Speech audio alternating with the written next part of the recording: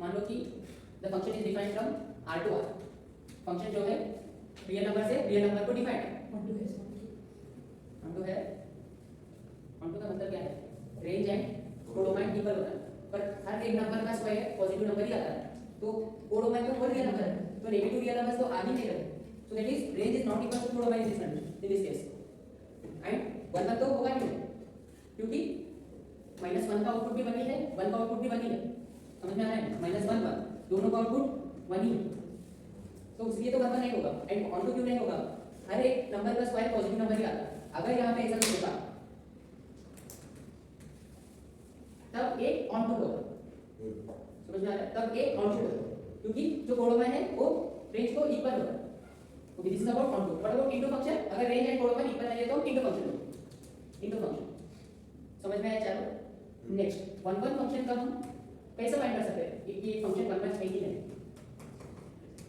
एक फंक्शन को कब बोल सकते हैं कि कैसे फाइंड करना है? 1 1 है कि नहीं?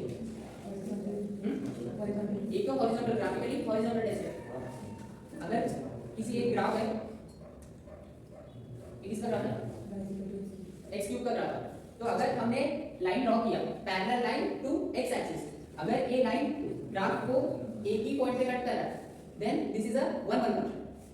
अगर कुछ और एक ग्राफ है that is y x square वाला, अगर हमने पैरेलल लाइन ड्रॉ किया x एक्सिस को, ये दो जगह पे कट कर रहा है, तो ये 1 1 नहीं, ये 1 1 है, एक ही जगह पे। वहां पे फंक्शन के लिए वर्टिकल लाइन, यहाँ पे हॉरिजॉन्टल लाइन, वो याद रखो, कंफ्यूज मत करो, वहां पे वर्टिकल यहाँ पे हॉरिजॉन्टल, ऐसा कंफ्यूज मत करो, ठीक है? So next this is first method. तो हर एक फंक्शन का आप सॉरी ग्राफ ड्रॉ नहीं कर सकते, तो कैसा ये फाइंड करना है कि 1 1 है कि कैसे चेक करना है? सर एक बार बस कर रहे हैं और एक से ज्यादा ये तो बोल रहा हूं, हर एक फंक्शन का ग्राफ ड्रॉ नहीं कर सकता है, तब क्या करोगे? एक तो स्टैंडर्ड वाइज में फाइंड करने के लिए ए है, अगर मतलब एक्चुअल डेफिनेशन यही है, पर आप डेफिनेशन तो नहीं पूछते, पर आपको आइडिया है।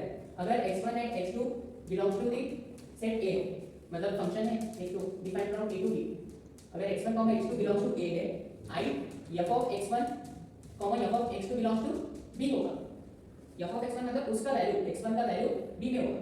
अगर x1, x2 belongs to A है and f of x1, f of x2 belongs to b है, then if f of x1 and f of x2 are equal, अगर ये दोनों इक्वल है, that implies x1 should equals to x2। अगर ये दोनों equal है तो वो एलिमेंट्स इक्वल होता है, समझ में आ रहा है? f of x1 is equals to f of x2। मान लो f of x है सम x plus 1, सो यहाँ पे आप सब्स्टिट्यूट कर दो, f of x1 क्या होगा? x1 plus 1 होगा, f of x2 क्या होगा? x2 plus 1 होगा, तो आप इन दोनों को इक्वल करो, x1 plus 1 x2 plus 1 दोनों कैंसिल हो जाएंगे, तो x1 is equals to x2 आ रहा है।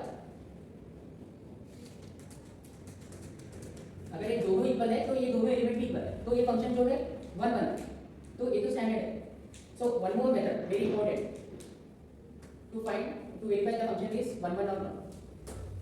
थर्ड वन में है by using the monotonicity, differentiation करके दिए है ना। अगर एक फंक्शन है y is equals to f of x, अगर y dash greater than or equals to 0 है, for all the elements function defined है a to b, सभी एलिमेंट्स डोमेन का सभी एलिमेंट्स के लिए इसका डेरिवेटिव ग्रेटर देन और इक्वल्स टू 0 ही आ रहा है, तब ये फंक्शन जो है 1 1 होगा।